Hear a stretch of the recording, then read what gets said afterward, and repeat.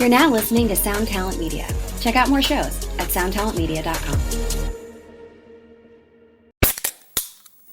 Hey, what's up, everyone? I'm Matt Migaki, the vocalist of Cryptopsy and the host of the Vox and Hops Metal Podcast, where I sit down with fellow metal musicians. We talk all about their lives and music while sharing killer craft beers. If you've ever wanted to sneak backstage and share a beer with one of your favorite musicians, well, Vox and Hops is the podcast for you. This week on the podcast, I dropped a killer episode with Johannes Ekström of Avatar. There is this episode and over 440 other ones to help you enjoy life, metal, and craft beer. So what are you waiting for? It's time to become a Vox and Hops head. Cheers! So is this all going to get edited out, or is this going to be this part here? No, I'm going to edit this out.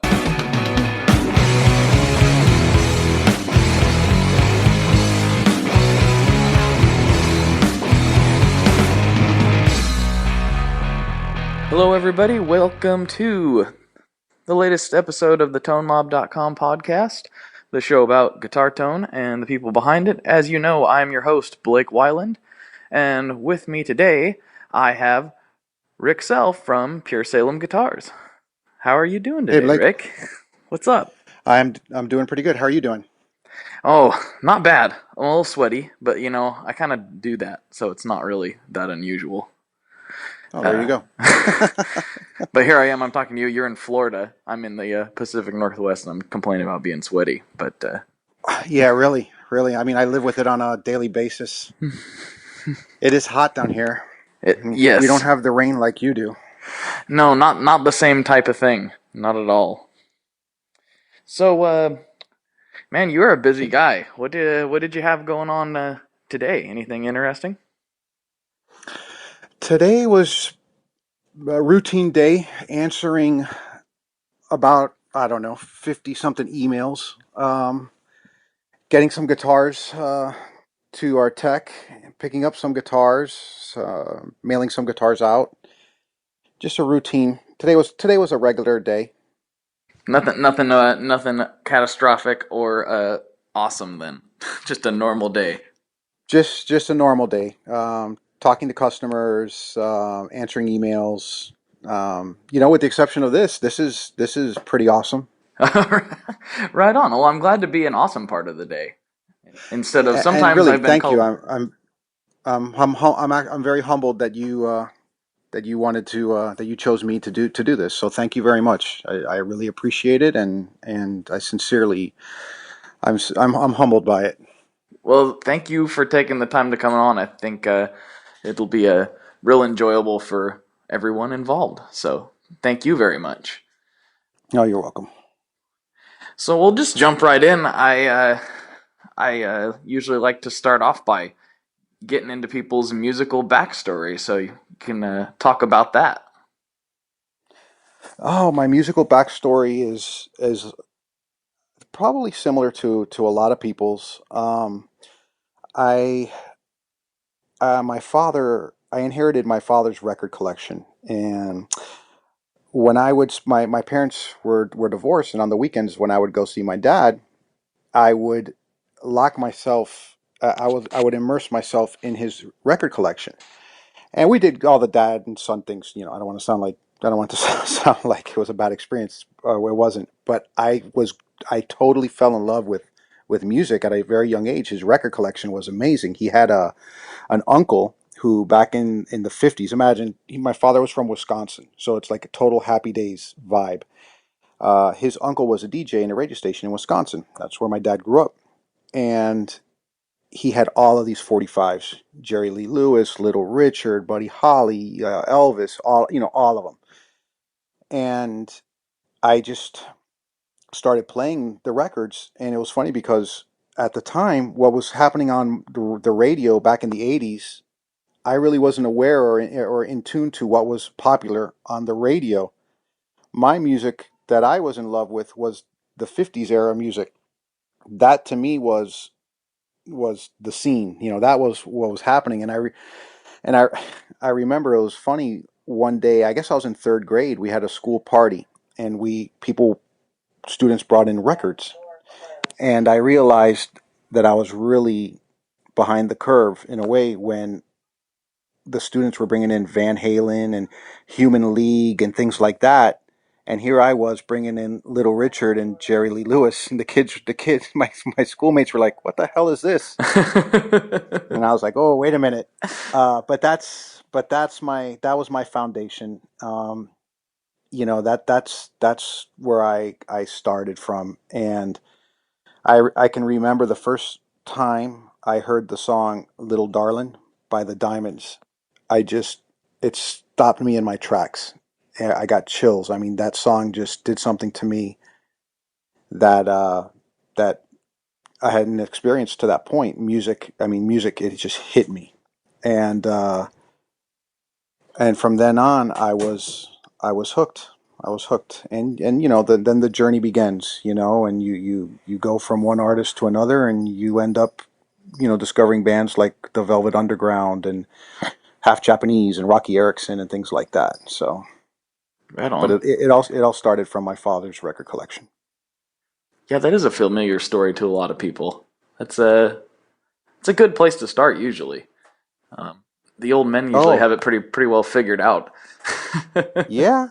He knew what the good stuff was. I was very fortunate, and I'm glad in a way that I didn't start off with what was happening in the '80s. At my age, that I was able, because I kind of got the whole rock and roll experience. I could kind of say I was there from the beginning in a way because I started with the '50s music.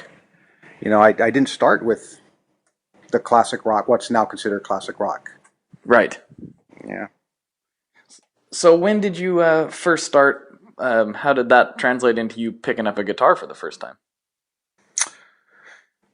Just my love of music, and something about the guitar just appealed to me. And I grew up in a neighborhood of kids. You ever see the movie The Sandlot?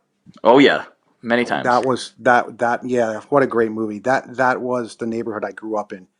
It was like 3 blocks worth of kids, and there must have been about 16 or 17 of us in various ages, and we would always be together. And if there was a stick on the ground, I'd pick it up and start playing air guitar. If there was a tennis racket in somebody's house, I'd pick it up and play air guitar. So I just nagged my grandparents into finally getting me one, and they're like, "Well, you don't know how to play," and I'm like, "Because I don't have a guitar. Right. I need the guitar to learn how to play." So they finally caved in, and they bought me a guitar, and which was a mission back in the day because I'm a lefty. Oh And right, that, right. yeah, and that was my first experience of oh, lefties don't have the same choices that righties do. This is not fair. And So it was a mission to find that very first guitar. And Oh yeah. but we Especially did. what year was And this? oh God, I must have been about 15. Back in the '80s, back in '84 or something like that. So I imagine that the choices were even a little more limited than they would have been, like even into the '90s, as far as left-handed stuff Oh yeah, goes. yeah. Very, very, very limited choices. Very limited. Yep. Then So, we had to pay more because it was a lefty. of course, Yeah. what did you end up getting? I ended up getting a 1972. I remember this, and it haunts me to this day that I got rid of it. A Gibson SG. It Oh, was a '72 nice. Gibson SG. Yeah, yeah, Oh, that would have been that's a first guitar. Wow, that's great. yeah, yeah, yeah. And I didn't know it either. I was too young and not aware of things to know exactly what I had, and I didn't appreciate it the way. I mean, I appreciated it. I loved it, but I didn't really know what I had. Yeah. So I traded it probably for some kind of shred looking guitar at the time. You remember back then, that's when the whole shred thing was happening, and I got it. I got some guitar with a pointy headstock or something, and Right. Pointy headstock and a Floyd Rose, probably. yeah, something like that. Hey, we all make mistakes. It's all right. I know. God, and God knows I've made a bunch of them. Oh yes, me too.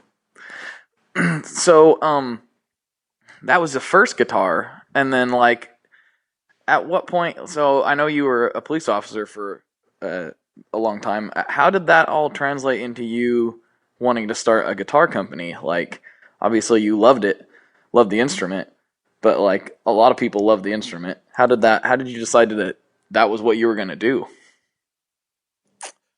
Oh, there's a few. I guess there's a few reasons why, and I think being a police officer had a lot to do with it because you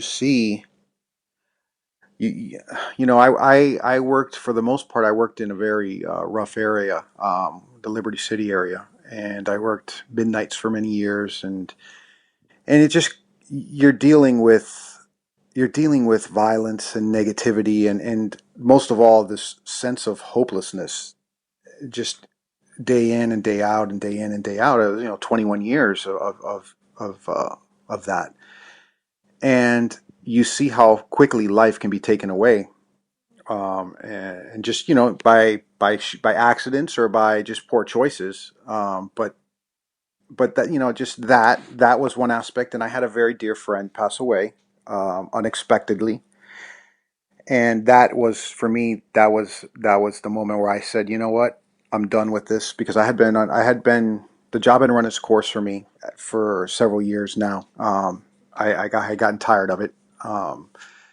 And when my friend passed away, who was also an officer, I realized that life's too short to have regrets. I didn't want to be an old man on my deathbed wishing that I wish I had tried this. I didn't want to be one of those. I wish I had done this. I wish I had done that. If only I had tried this. So I spoke with my wife and I told her, and she was very, very supportive, and she knew I was unhappy, and it's very corny, but I decided to go for it, and follow that dream, and that's how PureSalem started. I mean, there was never any major plan or master plan. It just kind of happened.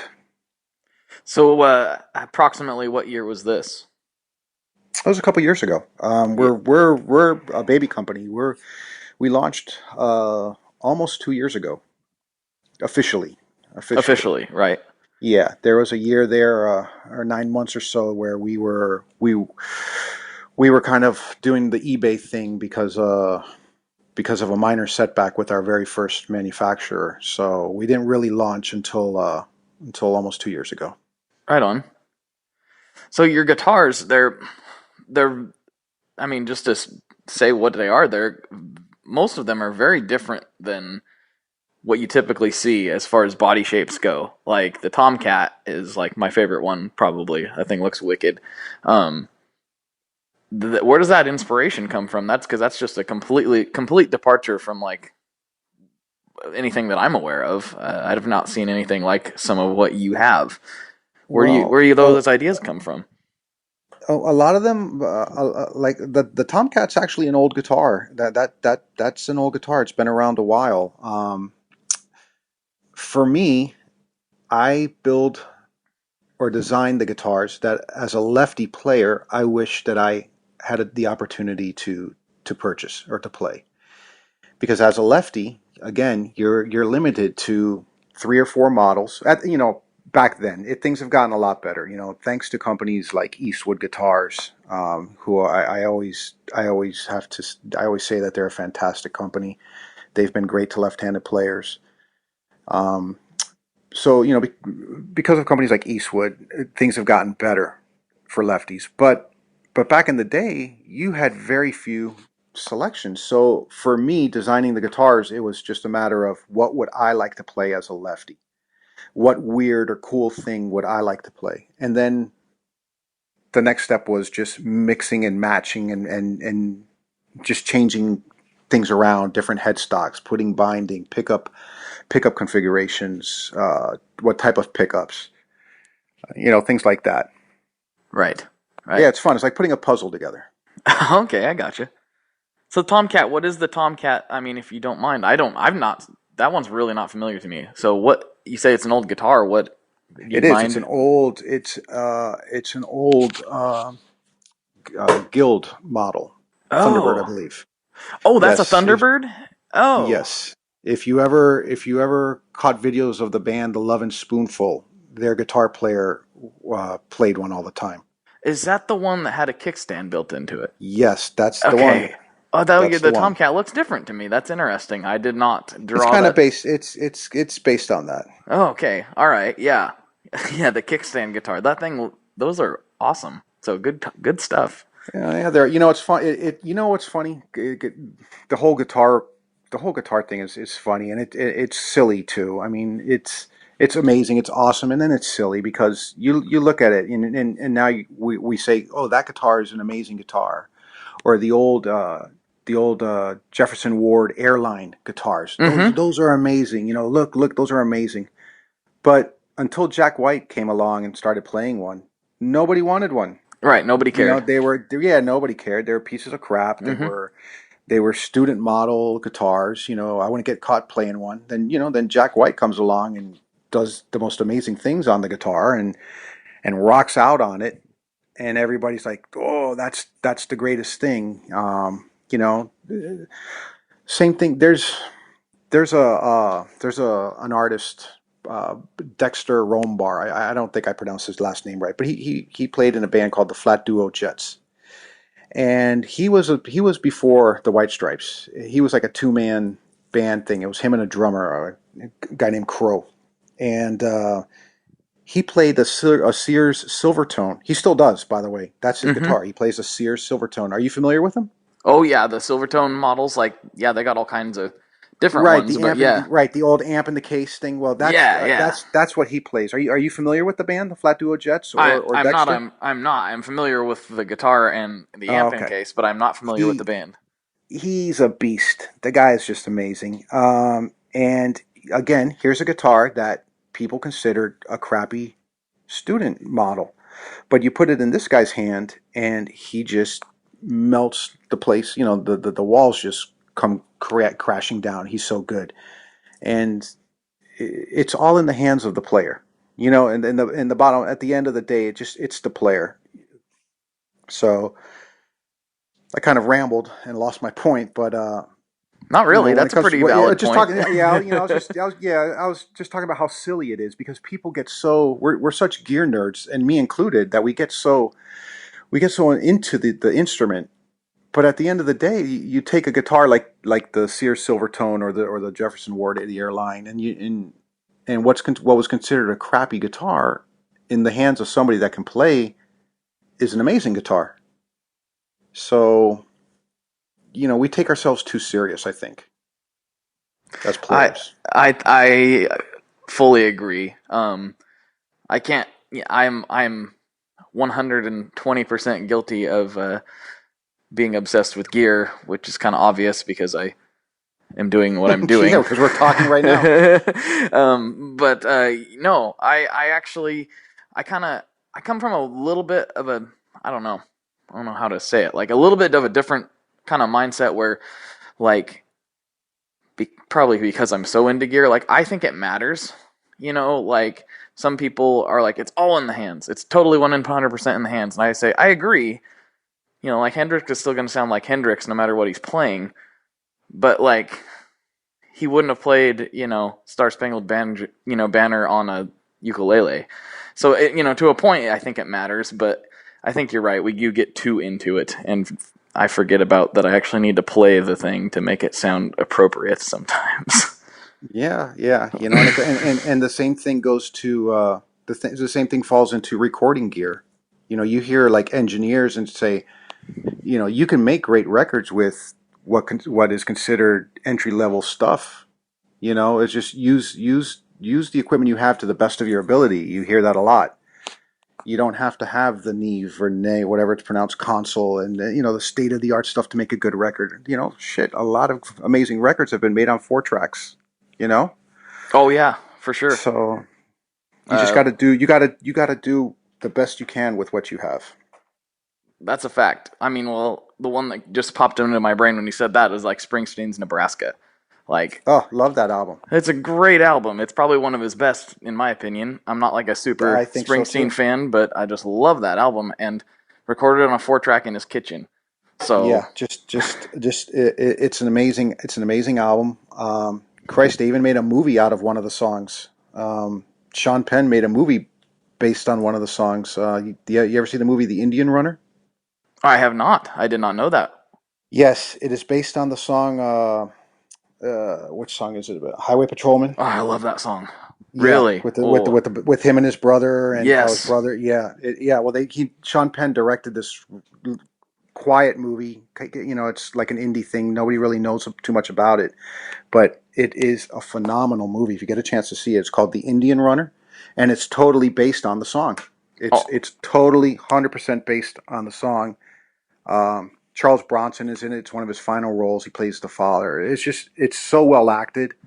Um, so well acted. It was Vito Mortensen stars in it. He plays the troubled brother before he hit the Lord of the Rings and became famous. And if you get a chance to see it, it's just an amazing movie based off an amazing song from an amazing record recorded on 4-track in Bruce Springsteen's kitchen.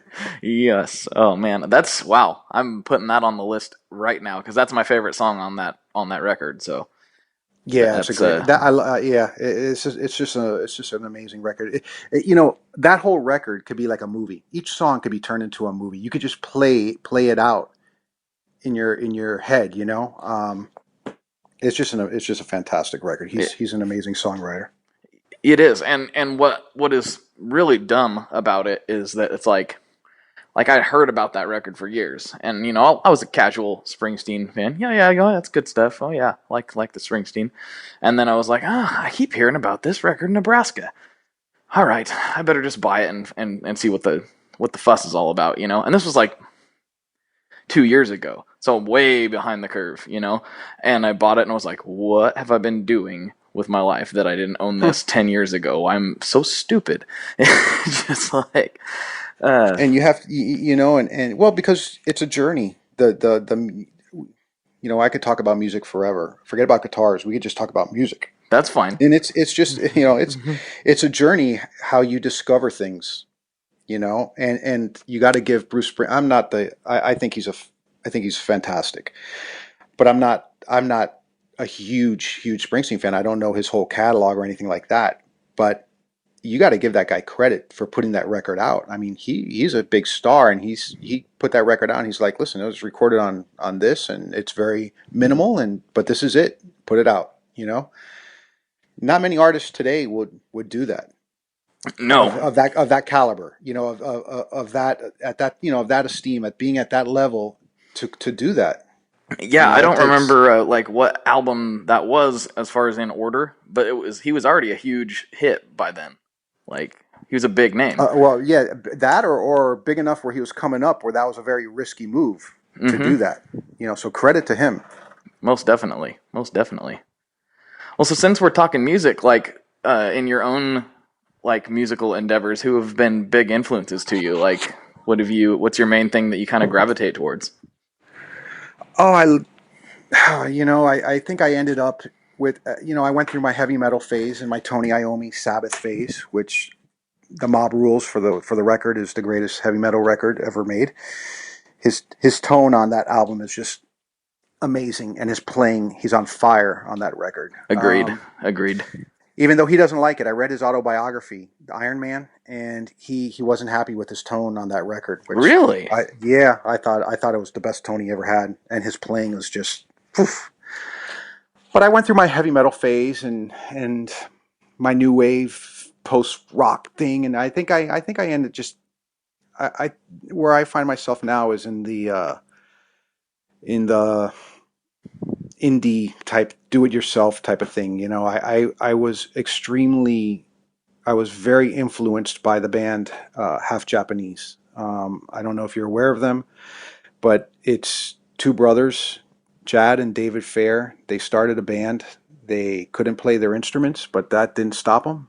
They said we're going to do it, and they did it, and they've been around for I don't know 30 years now, and their DIY attitude is just so inspiring to me, and I love the band. It was wonderful to watch them grow and progress as musicians and songwriters, and they're very prolific. Not everything is great to me, but when they do hit a home run, it's a home run. So I think they're fantastic, and I think everybody should check them out.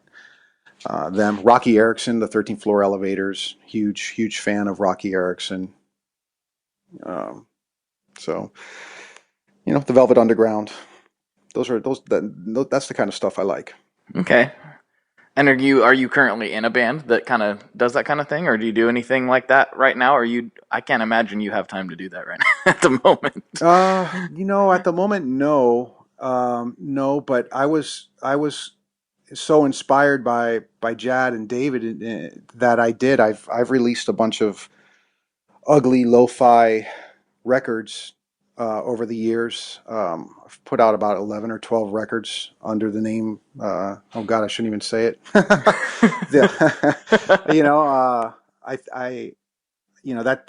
They played my music on a loop to the prisoners at Guantanamo Bay, and that's how they found out where Bin Laden was, because they couldn't take it anymore. After like 4 songs of my stuff, they were like, "Oh, okay, we'll tell you anything you want to know. Just don't play that anymore." So, yeah, don't play that. Oh God, no, don't play that. So yeah, I've put out a bunch of records. Are you sure that it could have been some of my early stuff they were playing too, mixed in there? I mean, it's pretty. It's pretty. I can't even. That's all there is to it. I can't even. It's so bad. I don't know what I was thinking. Yeah. But you know what? It's our love for music that makes us do it. I mean, I would write the lyrics, these songs, and I would write them, and I'm like, well, no one else is going to sing it, and I was too embarrassed and too, I don't know, embarrassed, but just too introverted, I guess, to really go out into the world with it. So I did it myself, and like if half Japanese could do it, so can I. Granted, they do it a lot better than I do, but I could do it, and whoever's listening to this can do it too. There's nothing you can't do. Just do it.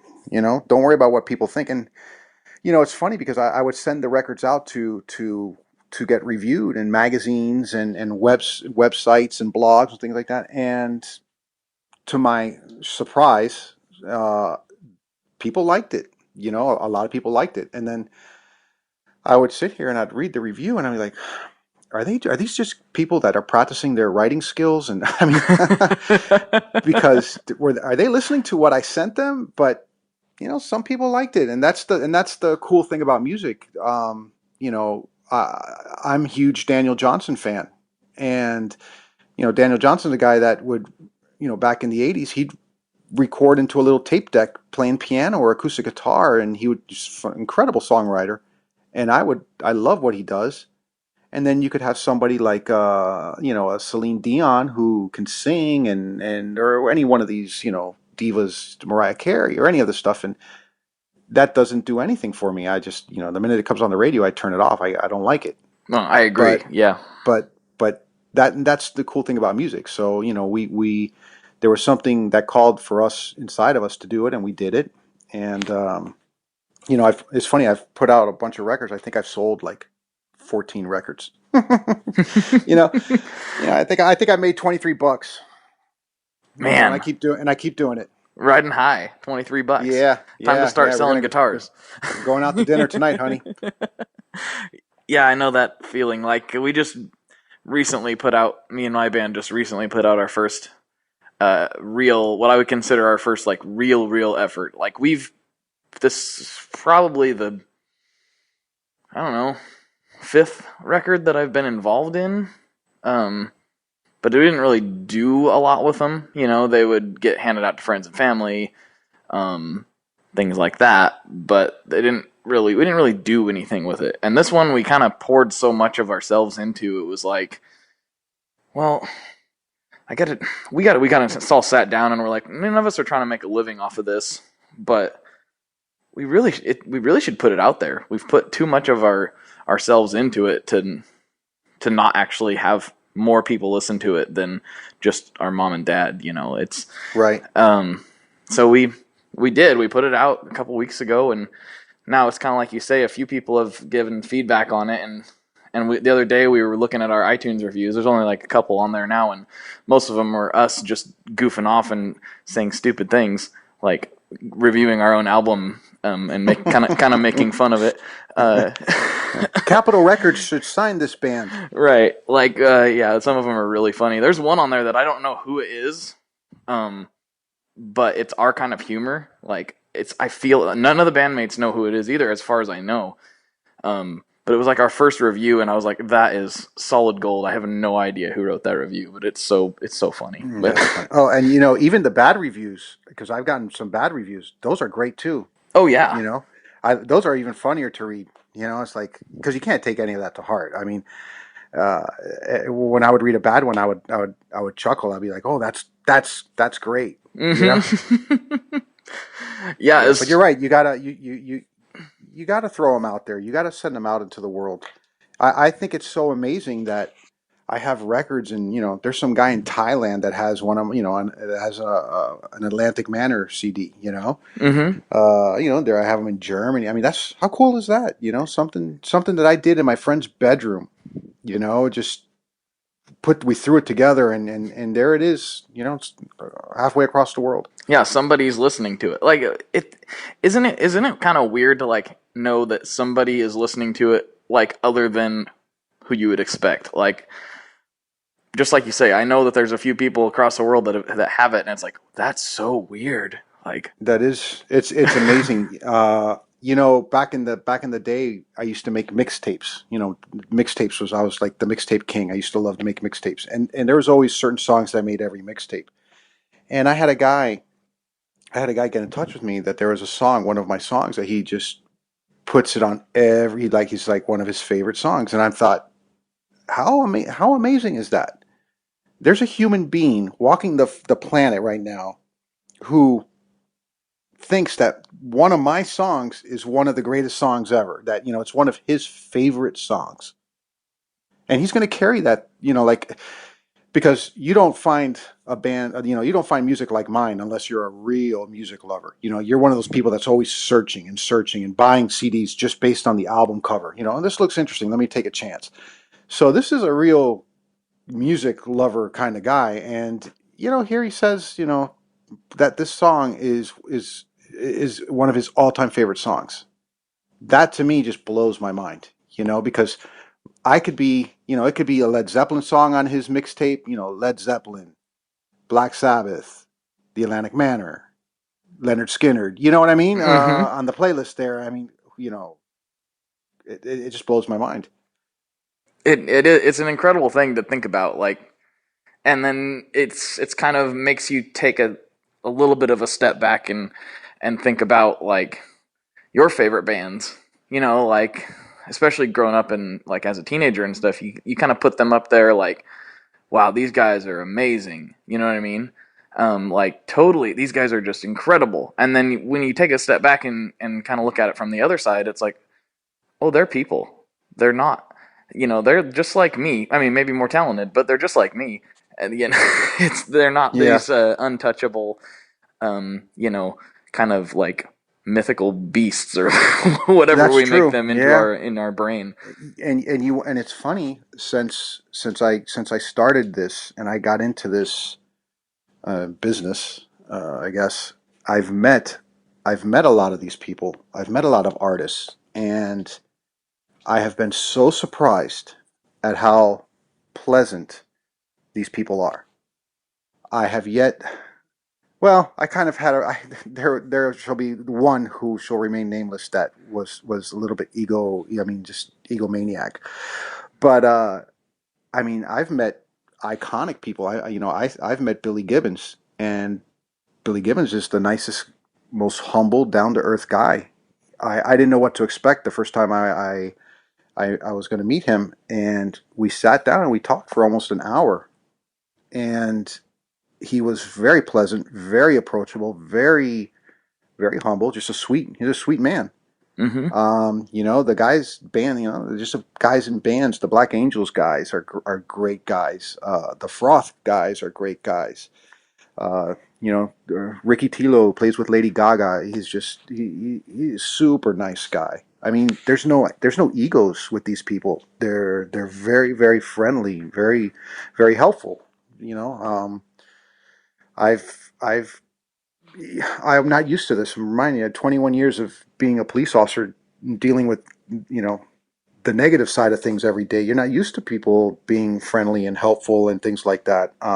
Even somebody that you would think would be my competitor. Um, I think we spoke about this before. Ken from Reverend Guitars is just a super, super nice guy. He was very helpful to me when I started PureSalem. He gave me some sound advice, and instead of viewing me as a competitor, he viewed me, I guess, as a friend or just a person in need of help, and and I'm grateful to him for that. And just people have been very nice to my surprise. They've restored my faith in man, coming from what I was dealing with. So yeah, and that's something I've noticed too, and I've you're talked right. about it They're just on a normal. couple. They're just normal people. Yeah, it's it's something I've noticed too about this. This I've mentioned this on a couple episodes, but this gear community, and you constantly hear the same story from everyone. It seems like everyone that I've talked to has been like, "Oh, everybody that I talk to is so nice and so helpful." Like, I wonder, like, if this kind of this business, for whatever reason, attracts that type of personality, predominantly. Of course, there's going to be you know, some people that are a disagreeable sort, but that kind of goes across the board in anything you get into. But is there Right. something about this, like, kind of creative industry that, like, draws that type of person into it or something? I'm not sure. I don't know. Maybe we're just sensitive souls.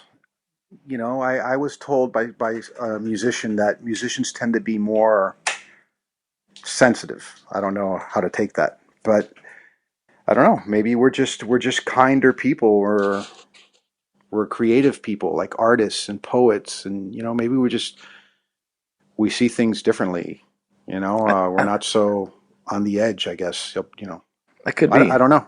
Yeah, because I mean, it seems to go the same way for whether I'm talking about, like you say, artists or builders or whatever. Just anybody that I've been in contact with associated with this project, it's been like, man, I really want to hang out with that guy.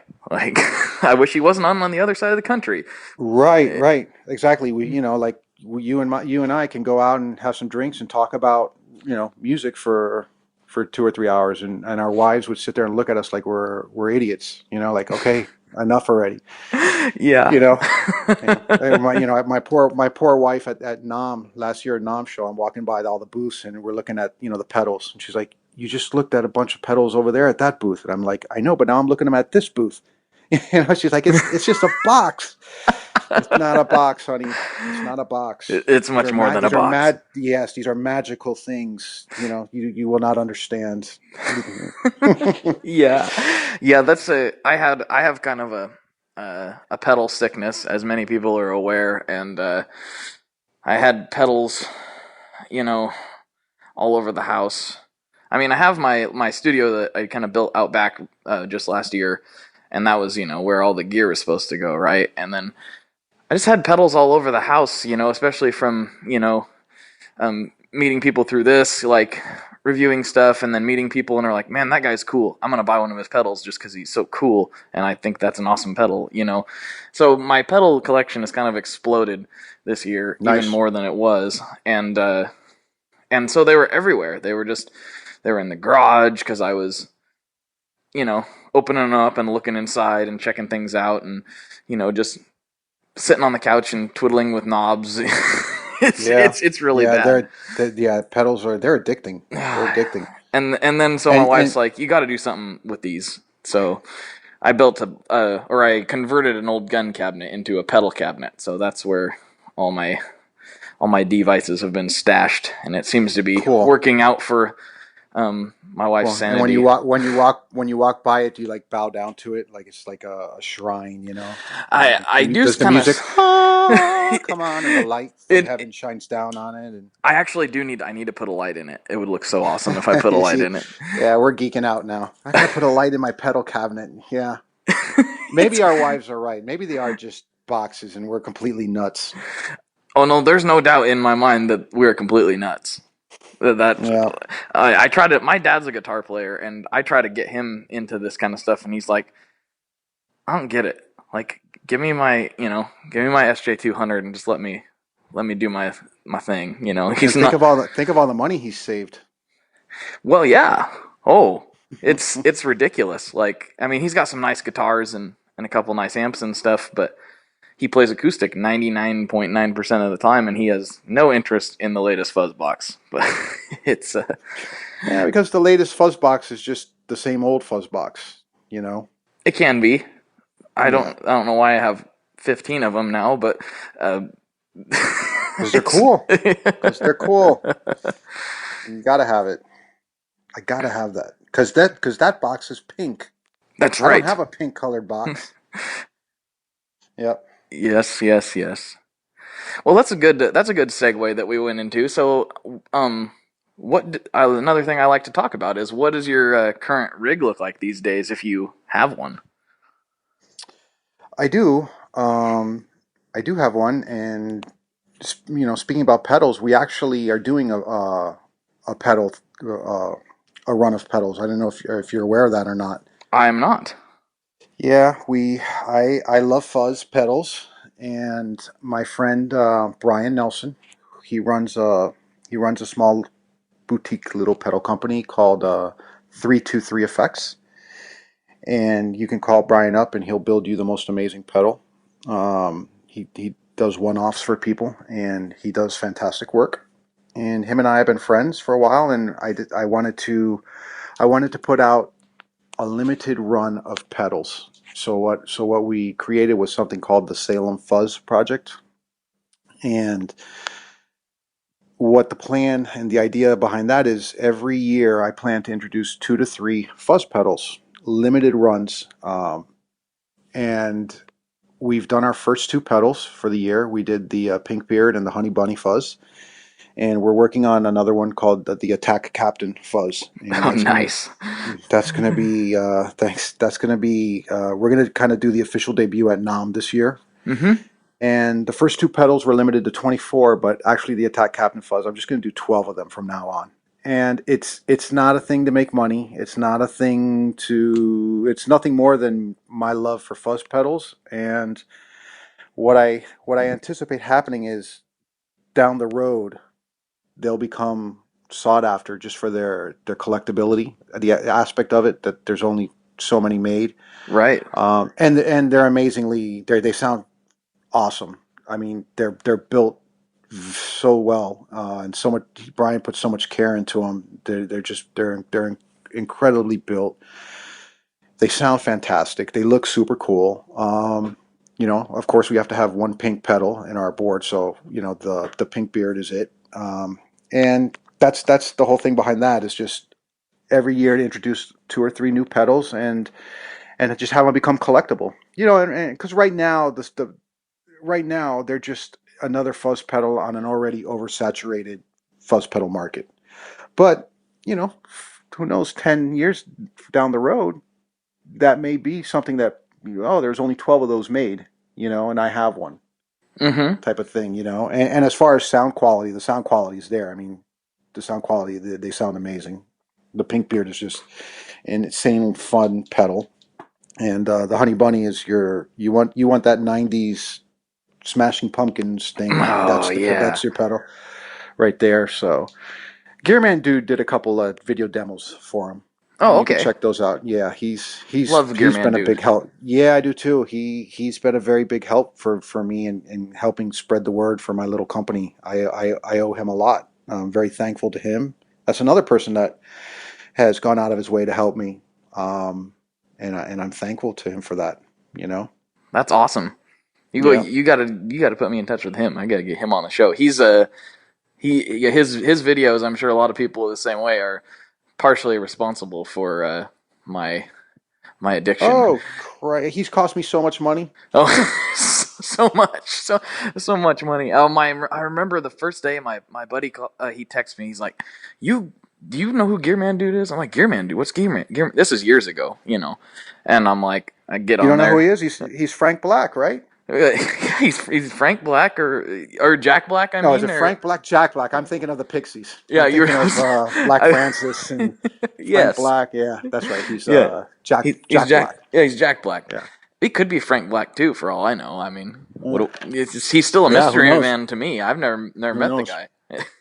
Who knows? He's got nice boots though, and he's got a hell of a nice pedal collection. He does, and he's got good amps and a white coily cord of destruction. And Yeah, no, it changes. The white, yeah, the white coily cable of whatever it is today. yes, He does great. He does great video demos. oh, he's so entertaining, and yeah, he gets great stuff to try out, and yeah, he's definitely a reason I am afflicted the way I am with my pedal Yep. addiction. So that's awesome. Yep. I did know you were kind of affiliated with him. I seen that on your website, so that's really cool to know. That's awesome. Yeah. So we didn't ever get into it. We started talking about your fuzz pedals. What's your current rig look like? Well, my current rig consists of a few customized pedals that Brian from 323 is making for me. Creation Pedal Boards is going to put together a nice board for me for the NOM show. Oh, I'm nice. excited about that. Nice. Yeah. As far as reverb goes, I've finally found the reverb that I'm happy with, and there's a few out there that I like a lot, but multi-purpose, the Digitech Hardwire Supernatural reverb. That thing's awesome. Yeah. The one that the Pro Guitar Shop guys helped out with, that, and an Alter Ego 4 delay pedal. I'm going to use that. Solid Gold makes some killer pedals. Their Surf Rider reverb is awesome pedal. They're great people too. But for an all around, I use that pedal a lot when I record and stuff. But just to have on the board, I like the Supernatural one. And since we're going to be at NOM, people like to fiddle with the pedals and get different types of things. So that's another reason for it. Right. A couple of our fuzz pedals, the 3 fuzz pedals we're putting out, and that's about it. Oh, and then Yellow Cake Pedals. Ryan from Yellow Cake Pedals has a new one called the Fried Gold, which I have yet to play but hear great things about it. I'm picking up one of those, and that will be on the board as well. So that's it. Very cool. That's it for now. Yeah. That's all. People I'm very familiar with. So very cool. Yeah, Ryan and John have both been on the show. So yeah, good stuff. Small world. Yeah. I recently, actually, the Furry Burrito is one of my most recent acquisitions, and that thing's sweet. So yep, good times. Cool pedal. And then do you have a preferred model? Are you playing one of your guitars? And if so, which model is it that you kind of gravitate towards? It's funny. When the guitars started coming in, I was like, oh, I'm going to keep one of this. I'm going to keep this one for me. The non-business part of me. The geeky guitar collector player, like, I'm going to keep this one for me, and I'm going to keep this one. And then I realized, what am I doing? I'm surrounded by all of these guitars. So that went away quickly because people wanted to buy the guitars. And I'm like, well, it's ridiculous for me to just sit here and hold on to it. So I do have a favorite model out of all of our models. And I just had a new prototype built up, and that I am keeping for me. It's one that's been around a while. It's called the Electric End. Oh yeah, that thing's wicked. It's kind of has like the larger horns on it, kind of pointy. It's not pointy in a bad metal cheesy way, just in an old 60s Burns style Rickenbacker kind of way. I love that guitar. I love the shape. It's very comfortable sitting down, standing up. It's very, very comfortable. It's very well balanced. It's an eye catcher. You don't see guitars like that. And it sounds amazing. It's semi-hollow, and it's funny because the guys that are picking it up are like these stoner rock metal bands or these punk thrash bands are playing it, real high gain stuff, and they're playing it and they love it. It handles that high gain stuff really well. Bands like Gozu, Order of the Owl are playing it Jim nice. from Flag of Democracy. I mean, these guys are hard chargers. They are the real deal. I mean, these guys have been around since 1982. You know, toured all over the place, played with all the. They were the contemporaries with Black Flag, Circle Jerks, Minor Threat, Youth Brigade. I mean, these guys were like there in the trenches with them, and they're still kicking ass in Philadelphia. Same members, you know what I mean? They're guys in their 40s, you know, and they're just doing it. They're still doing it, and you hear they have a new record out, and you just hear it, and the energy. They sound like pissed off 17-year-old kids. You know, it's just That's awesome. I hear it, and I get so inspired by it, because it's like, man, look at, after all these years, they're still doing it, and they're doing it with conviction. You know, it's incredible to see. So but Jim plays an electric end. That's one of his main go-to guitars, an electric end. He has a levitation as well. So real happy. Jim was our very first artist, official true blue artist that we ever acquired for our website, you know, for our website, for our company. And, you know, we put him on the website, but he's the guy that I'm most proud of having on there, in a way, because since we started, we've been approached by a lot of musicians, a lot of well-known musicians.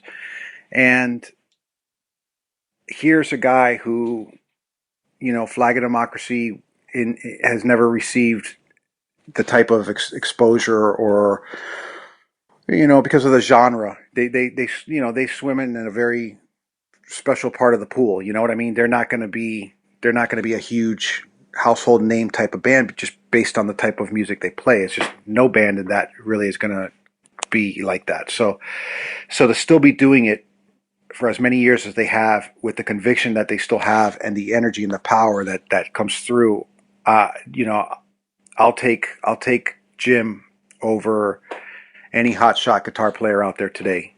You know what I mean? I just feel like he's, I don't know, deserving, or just, he's the real deal. You know what I mean? You mentioned conviction a couple times, and I think to stick around in the same genre-ish thing, you know, with the same members playing that aggressive of a style of music for that long, you have to have conviction. Otherwise, there's no way that band would still be doing what they're doing if they weren't all, you know, deeply believing and rooted in it. So, yeah, I guess, yeah, you're right. They have to be. It's impressive. It's amazing. If someone could bottle that up and sell it, they'd be millionaires. You know, you're not kidding. Imagine our country would be in such great shape if we had that type of conviction and you know, attitude, positive attitude. They really are an inspiration, you know, musically, but just the way they handle their business, you know, and the way they conduct themselves. It's just, there's something that the younger bands should look up to. You know, they're doing it for the love of music, and that's, at the end of the day, that's why we all pick up the guitar. Absolutely. You know? Absolutely. So, Rick, I had a whole bunch more questions for you, but I do try to keep these shows to an hour, and we are just a little bit over that mark, and you know, I kind of figure everyone's either primed and ready for part 2, or they fell asleep. There's that. Yeah, I tend to go off on tangents. I apologize, Blake. They were enjoyable tangents. Nothing to apologize for. All right. Well, so, thanks. but that's good, because that opens us up for round 2 sometime, which will be sure, awesome. Whenever you want. Whenever you want. I'd love to do it. I really, really enjoyed talking to you, and same here. I appreciate you taking the time out, and again, I'm humbled and honored that you would even consider, you know, speaking with me. So thank you very much.